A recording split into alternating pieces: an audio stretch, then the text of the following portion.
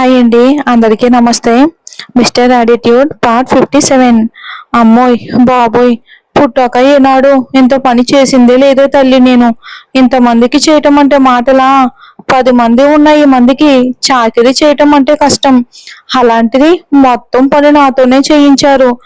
అమ్మోయ్, ఇలా అయితే అలాగే తల్లి అని తారా రూమ్లో సోఫాలో కూర్చొని కాళ్ళు ఒత్తుకుంటూ అడుగుతుంది రాగిని. అమ్మా, సైలెంట్ గా ఉండు, ఏంటి నీ నస అని అంటుంది తారా చిరాగ్గా మొహం పెట్టుకుని. అంతేలేవే అంతేలే, ఇప్పుడు నీకు మీ అమ్మ కనిపించడం లేదు. అక్కడ నేను అన్ని కష్టాలు పడి నానా చాకరీ చేస్తూ ఉంటే ఆపాల్సింది పోయి మిడిగుడ్లు వేసుకుని చూస్తూ ఉండిపోయావు. ఇంతేలే, మీ నాన్నతో పాటు నేను వెళ్ళిపోవలసింది. అంతే కదా, కనీసం నీ కోసం ఉన్నా చూడు, అది అది నా తప్పు, నన్ను నేను అనుకోవాలి.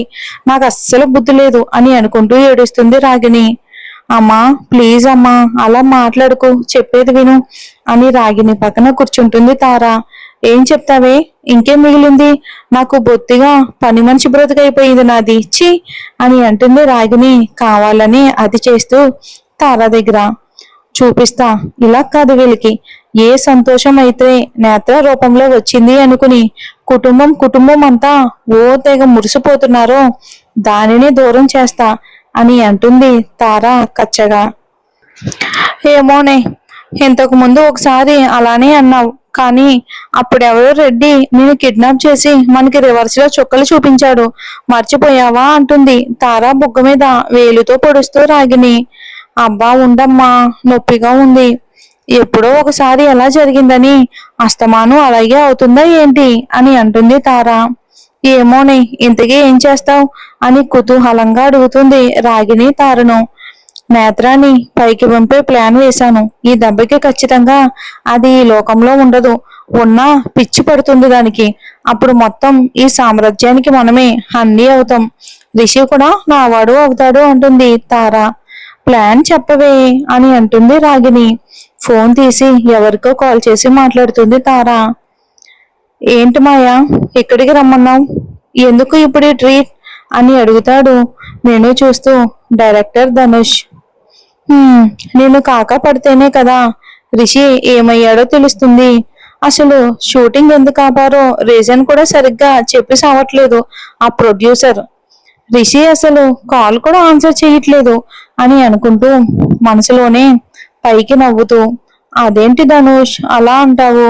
నువ్విప్పుడు మూవీ డైరెక్టర్వి, నువ్వు తీస్తే ఖచ్చితంగా మూవీ హిట్ అవుతుంది.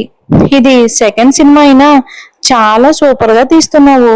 ఫ్యూచర్ లో సక్సెస్ వచ్చాక ఇచ్చే ట్రీట్ ఇప్పుడే ఇస్తున్నాను, నీ మీద ఉన్న అభిమానంతో అంటుంది మాయా. సీరియస్లీ మాయా, నిజమా అంటాడు Dhanush. Yash Dhanush, I really appreciate your hard work and dedication అంటుంది మాయా. ఇంతలో ఫుడ్ రావడంతో తినడం స్టార్ట్ చేస్తారు మాయా ధనుష్ ఇద్దరు. ది గ్రేట్ హీరోయిన్ మాయా, తనని పొగిడేసరికి హుబ్బుపోతాడు ధనుష్. తను అన్న దాంట్లో నిజం ఉంది, తన హార్డ్ వర్క్ అలాంటిది, మరి నీ యాక్టింగ్ కూడా బాగుంటుంది మాయా అని అంటాడు మెచ్చుకోలుగా ధనుష్. బోడి నువ్వే చెప్పాలి మరి అని అనుకుంటూ ఇంకా సాగదీయకుండా, అన్నట్టు మర్చిపోయా, మన మూవీ స్టార్ట్ ఎప్పుడు మధ్యలోనే వదిలేశారు, షెడ్యూల్ కూడా లేదు అని అంటుంది మాయా. అదా మాయా, రిషి సార్కి డేట్స్ లేవు కదా అంటాడు ధనుష్. అదేంటి ధనుష్, రిషి ఏ మూవీ షూటింగ్ కి వెళ్ళడం లేదు, తను సైన్ చేసిన ప్రాజెక్ట్స్ అన్ని అలానే ఉన్నాయి, మరి డేట్స్ లేకపోవటం ఏంటి అంటుంది మాయా ఎంక్వైరీ లెవెల్లో.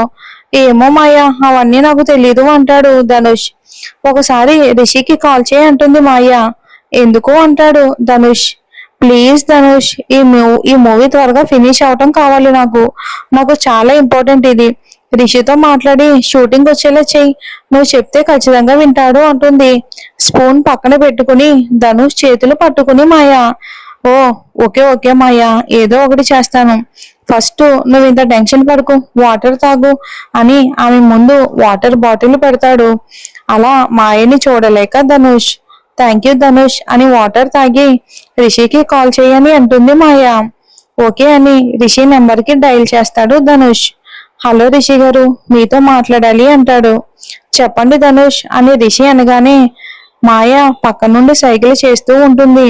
రమ్మని చెప్పమని, ఫ్రీగా ఉంటే ఒకసారి డైరెక్ట్ గా మాట్లాడాలి మీతో అంటాడు ధనుష్. ఓకే ధనుష్, చాలా డేస్ అయింది కదా, ఇక నాన్న వాళ్ళు కూడా ఇక్కడే ఉన్నారు, ఇంటికి వచ్చేసేయ్ బాగుంటుంది అంటాడు రిషి. అబ్బా రిషి సార్ సూపర్ అని అనుకుంటూ ఎదురుగా ఉన్న మాయని చూసి ఇంకా తప్పక రిషి సార్ బయట కలుద్దాం అని అనగాని రిషి ఇంక ఇబ్బంది పెట్టకుండా ఓకే వీల్ కమ్ అంటాడు. ఇంకా నేత్రకి చెప్పి వెళ్తున్న రిషిని ఏడికి పోతుండావు రిషి అని అడుగుతారు సామ్రాజ్యం గారు. మా డైరెక్టర్ ని కలవడానికి అంటాడు రిషి. అవునా సరే అయితే నేత్రను కూడా నీతో పాటు తీసుకుని వెళ్ళు, చీరలు పూలు ఇంకొన్ని తీసుకోవాలి అంటారు ఆవిడ. ఇప్పుడు ఎందుకమ్మా అవన్నీ అంటాడు రిషి. గురువు గారు చెప్పి ఉంటారు, వెళ్ళు నేత్ర, నువ్వు ఇద్దరు వెళ్ళి రండి అని అంటే సరే అంటాడు రిషి.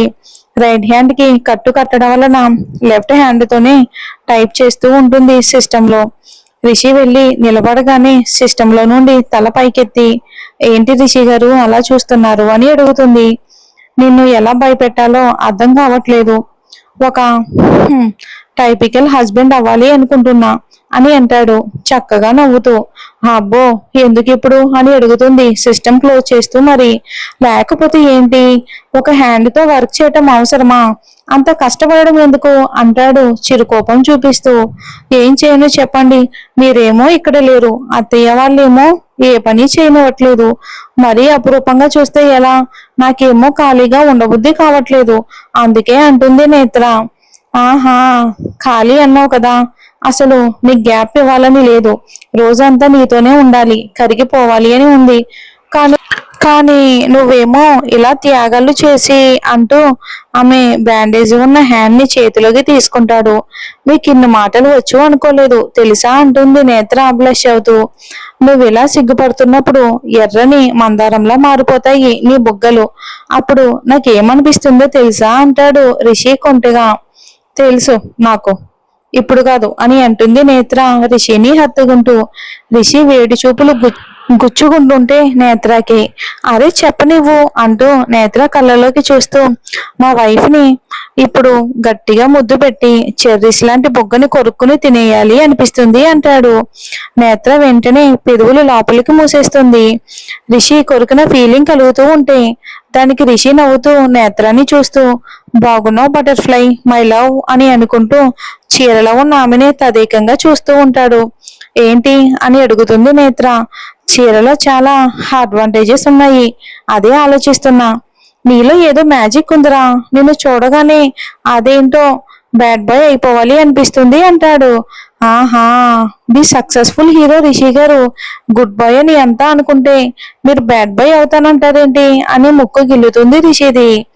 ఏం కాదు, నేను ఇలా ఉంటేనే చాలా నచ్చేస్తాను అని ఏ అచ్చదన లేని ఆమె నడుము మీద చెయ్యి వేసి రిషి దగ్గరికి జరిగి రిషి చల్లని చెయ్యి తన దేహాన్ని తాకగానే గుటకలు మింగుతూ చూస్తూ ఉండిపోతుంది రిషి గారు అంటూ. నవ్వుతూ నేత్ర చేతిని దూరం జరిపి ఆమె మీద వాలిపోతాడు. మరేం జరుగుతుందో వచ్చే ఎపిసోడ్లో చూద్దాం.